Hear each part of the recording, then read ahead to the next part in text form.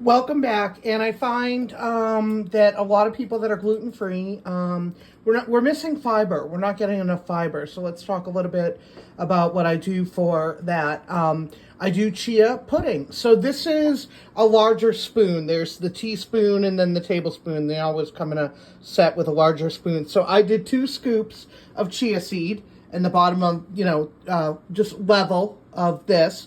In the bottom of these, and then I add about, let me see here, about this much more of flaxseed. I like flaxseed in mine also. So again, roughly that much. And then this right here, I keep it in a container. This is canned coconut milk. You typically find this, you want unsweetened canned coconut milk, and that you find usually in the Asian aisle. It's kind of separated in the can. There's like chunky parts, and then there's like really loose, like watery, like coconut water fluid inside of the can. So I take mine and I blend it for about 10 seconds to make it this whipped creamy, nice consistency. And then I take a lot. I put a lot in there. See that? I mean, that's pretty much a lot. And I put that. This is going to give you good, healthy fats. And it's also going to taste good, and it's going to thicken it up. Once I add that, I go ahead and I use this coconut milk. You can use any coconut milk. I like vanilla flavored because I feel like it adds more flavor. So go ahead and open your coconut milk and just do this here. Just pour it to the top, like so. These jars, I think, are 9 ounces, 9 or 10 ounces. They're small little pudding jars. I bought these specifically just for my pudding.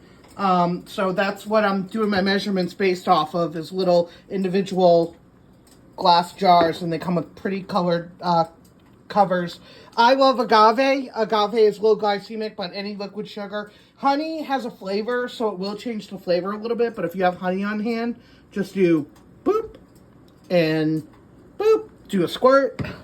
And then I always add fruit to mine. I buy frozen fruit because it lasts longer, and these sit overnight in your refrigerator before they congeal up. So by the time you eat them, the fruit is so fresh and defrosted. So you want to add your fruit. And I'll show you what that looks like. You don't need a lot. Just kind of, oh, and I missed. Get in there. Okay. Thank God my counters are clean. Okay, so you just want to do that, and then we're going to shape them.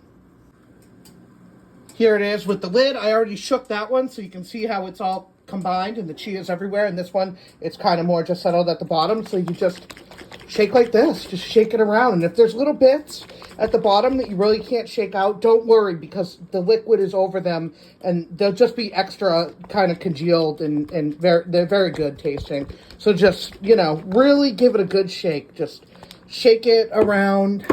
And there you go. I put these in the refrigerator. I have 3 jars, but I make 2 at a time. And so I always have 1 in the sink and then 2 in the refrigerator. And then I just repeat that process so they're fresh every couple of days. Enjoy gluten-free eating again.